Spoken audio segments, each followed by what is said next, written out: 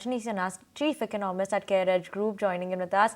Rajani, very good afternoon. Thank you so much for joining in with us. And every day that I read a comment coming in on global front or anywhere from across the globe, everyone is expecting a rate cut, hoping that inflation is going to start coming down. And when you're looking at our CPI headline inflation expectation as well versus last month, and it's similar to that 5% mark is what we are looking at.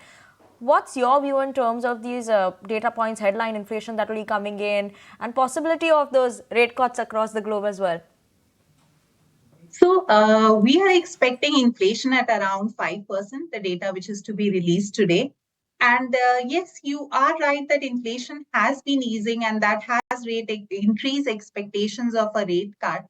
But we have to keep in mind that RBI governor has been highlighting that the focus is not just to get the inflation within the band of 2 to 6%, but RBI governor is now specifically looking at 4%.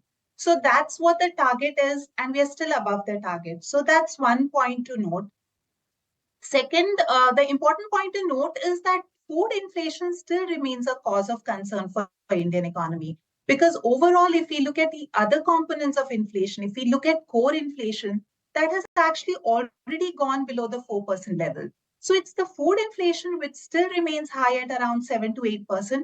And there is concern that this food inflation could get more broad-based, as this could keep inflationary expectations high. So that's the concern which still remains on inflation. But having said that, we do expect that RBI could look at interest rate cut towards the end of this year. Earlier, in fact, our expectation was that in the third quarter of this year, we could see a rate cut. But given that the growth numbers have been quite good and inflation, especially the food inflation, and for some of the basic items like cereal inflation still remains sticky, we have pushed ahead our rate cut expectations to the end of the calendar year. And we are looking at a shallow rate cut of around 25 basis point in the end of the calendar year. And first quarter of next year, we could see another 25 basis point rate cut. That's a bit of an anti-consensus view, if I can call it that, because there are parts of the street which are expecting rate cuts to happen from mid of this year itself.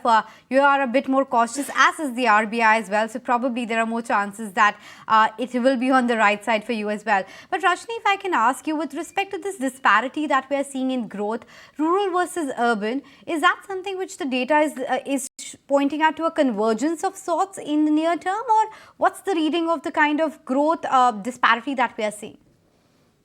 So yes, that's one big concern that all of us have been discussing, that while India has been recording good growth, but if you look specifically at the indicators that are coming from the rural area, there seems to be a disparity.